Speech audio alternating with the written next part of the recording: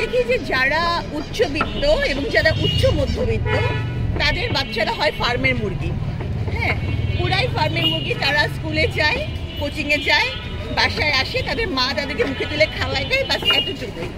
তাদের মধ্যে কোনো পরিশ্রম করার কোনো টেন্ডেন্সি দেখি না, ফাইট করার কোনো কোনো স্পিরিট দেখি না। আবার যারা একটু মধ্যবিত্ত নিম্ন মধ্যবিত্ত তাদের মধ্যে দেখা যায় যে হয়তো গাইডেন্সের অভাবে অনেক ধরনের এই যেটা বললেন আপনি, দেখা যায় কিশোর গ্যাং বা এই জাতীয় জিনিসও কিন্তু খুব বেশি বিস্তার লাভ করেছে। কিন্তু আই মাস্ট অ্যাপ্রিসিয়েট হিম যে সে তার বাবা নাই, গাইডেন্সের অভাব বা উপরে কোনো অভিভাবক নাই, তারপরে তার মা রান্না করছে, সে বিক্রি করছে। খুবই অ্যামেজিং একটা বিষয়।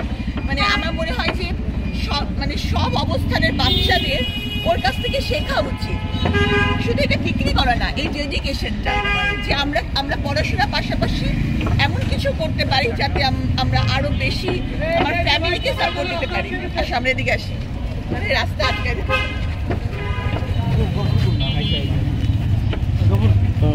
আপু ওই জায়গায় খাবারগুলো দেখতেছেন আপনি, ওর মায়ের হাতের রান্না। এই খাবারগুলো কেমন লুকিং, আবার আপনার কি মনে হচ্ছে খাবার?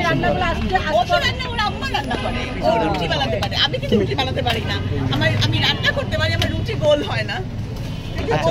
হ্যাঁ হ্যাঁ, ওর একটা রুটি বানানো দেখবেন আপু, কি চমৎকার। আসো, তুমি একটা রুটি বানাই দাও, দেখি আমরা। দেখি কেমন রুটি বানাতে পারো। ওই রুটিগুলো তুমি বানাতে পারো, তুমি স্কুলে পড়ো না? ক্লাস কি করতে পারো এগুলো করে?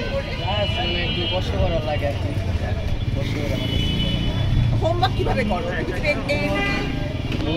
সব বাসায় যেটুকু সময় থাকে তাই